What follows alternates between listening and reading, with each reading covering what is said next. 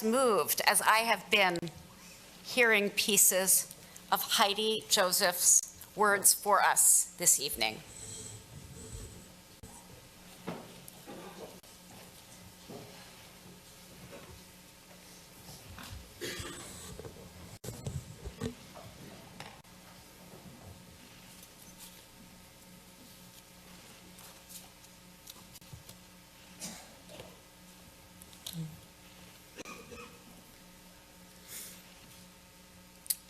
Shana Tova, Rabbi, Avi, and friends. I only knew one of my grandparents.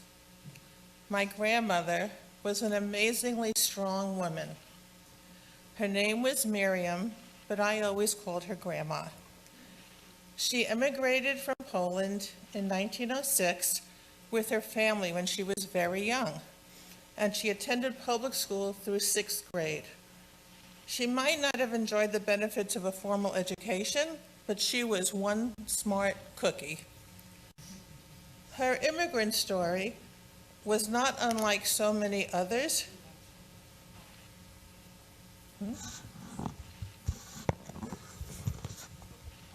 Can you hear me?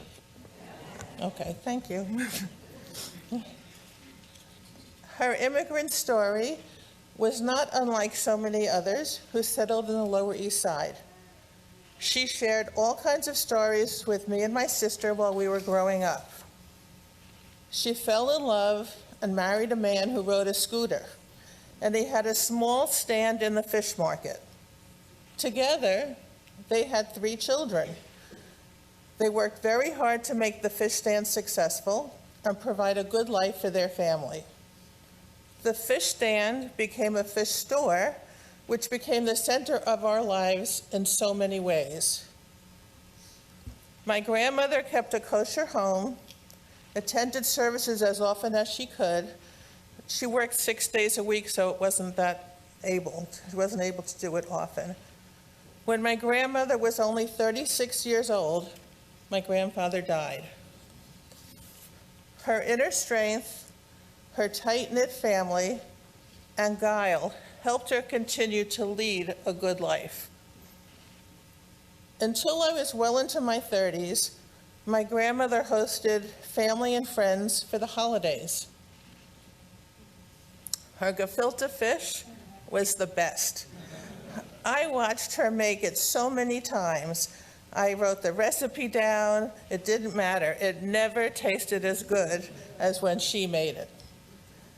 My memories of Yom Kippur include going to my grandmother's little Orthodox shul about an hour before they blew the shofar. My sister and I would sit with her and the other women upstairs, and everyone was wearing sneakers. This was a very special time for my sister and I. My grandmother got to show us off to all of her friends. And when services were over, we all headed to her apartment across the street.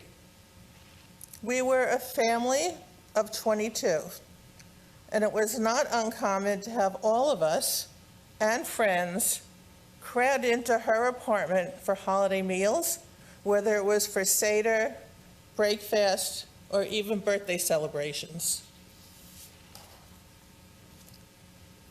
The table started in her kitchen. It went down the hallway, through the dining room, and into the living room. It was so crowded, so noisy, so hot, and I loved it. It was the best. I loved the smell of everything cooking. I loved being surrounded by my family. I loved being with my cousins. And I loved hearing all the stories of the old country and bygone generations shared by my aunts and uncles. But times have changed. My grandmother is gone, my aunts and uncles are gone, and my mom is the last of her generation. Our family is scattered, and I imagine for many of you, the story is the same. David and I have chosen our own family. The Jewish Center and all of you have become our family. Our friends are here. The Jewish Center is here to support us, not only in our times of need, but to welcome us, to challenge us, to educate us, to encourage us, and yes, to celebrate with us. When David and I joined the Jewish Center almost 20 years ago, I have to admit, I was not the one who wanted to join. But slowly, through the years, I participated in a few events, I went to a few programs, rarely attended services, and somehow you drew me in. There is so much going on here, something has to be of interest to you. You owe it to yourselves to be here. Who knows, in 20 years, you might be president. I know you're all saying no way. Well, if you had asked me even 2 years ago, I would have said the same thing, but not today. I am glad to be leading the Jewish Center. I am proud of all the Jewish Center does, stands for, and represents. 75 years ago, our founding members had the vision to build this building and give us this gift of this beautiful home. They had the courage, vision, and resolve to support a synagogue, a place for Jewish learning, and the continuation of our Jewish community in Princeton. They put their money where their mouths were and built this building, which happily still stands today. Several of our founders even mortgaged their own homes to make this happen. We are blessed to have the children and grandchildren of several of our founding members as members today. It is incumbent on us to continue their legacy and ensure the Jewish Center's presence in this community for future generations. Our board recently participated in a workshop where we focused on understanding what the Jewish Center story is. Each of us contributed to the conversation. How did we get here? What do we want our story to be in the future? What has to change to make that happen? What is your story as it relates to the Jewish Center? There is so much going on at the Jewish Center. There is something for everyone. If you are not yet partaking, please come try something.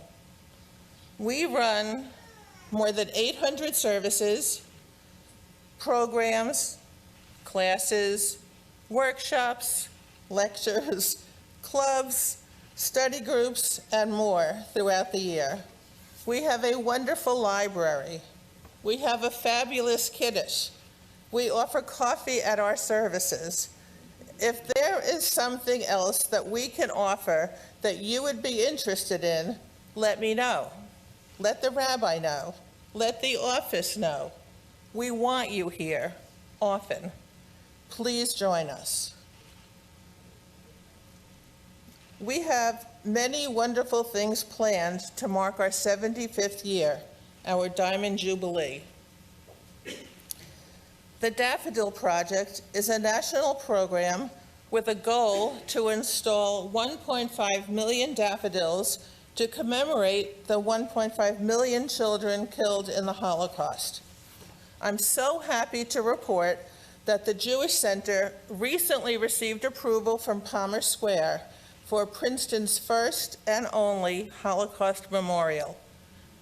a daffodil garden in Tiger Park, just off Nassau Street. Bulbs will be planted in October, and next April, when the daffodils are up, we will hold a ceremony. We also have an incredible display of daffodils each spring along the front wall of our building. We installed a Star of David, a sign explaining what the garden stands for. A Star of David will also be placed in Palmer Square. On December 9th, we will celebrate the third night of Hanukkah together. We will light the menorah, have games for the kids, different games for the adults, and enjoy a vodka and latke celebration. On May 4th, we will sail away on our TJC cruise, right in this building, as we celebrate our past and look toward our future. Lots of people will be working to make this happen. Pack your bags and get ready to sail. These are 3 of the events we will be holding to commemorate our 75th year. Stay tuned for other terrific programs. As you can imagine, none of this can be done by dues and gifts to the annual fund alone. Everyone's costs have gone up, and ours have too. Our insurance, security, gas and electric, kiddish lunches, everything has gotten more expensive. In honor of our 75th anniversary, this year, we intend to raise $750,000. We can do this. We can do this together through annual fund donations, tribute card mailings, placing customized pavers in the front courtyard, life and legacy pledges and contributions, and so many other ways. We can and we must all support the Jewish Center and ensure its future. Our annual fund letter will be mailed next week. Please be as generous as you can. Be a part of our future.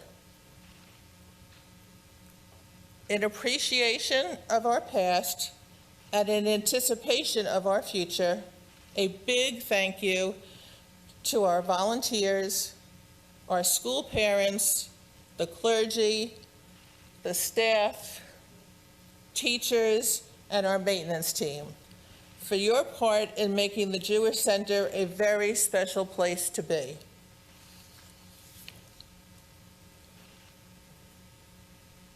David and I wish you and your families a very happy New Year.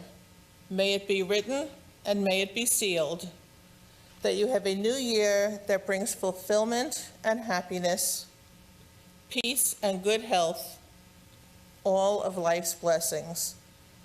Gimar Chatima Tova.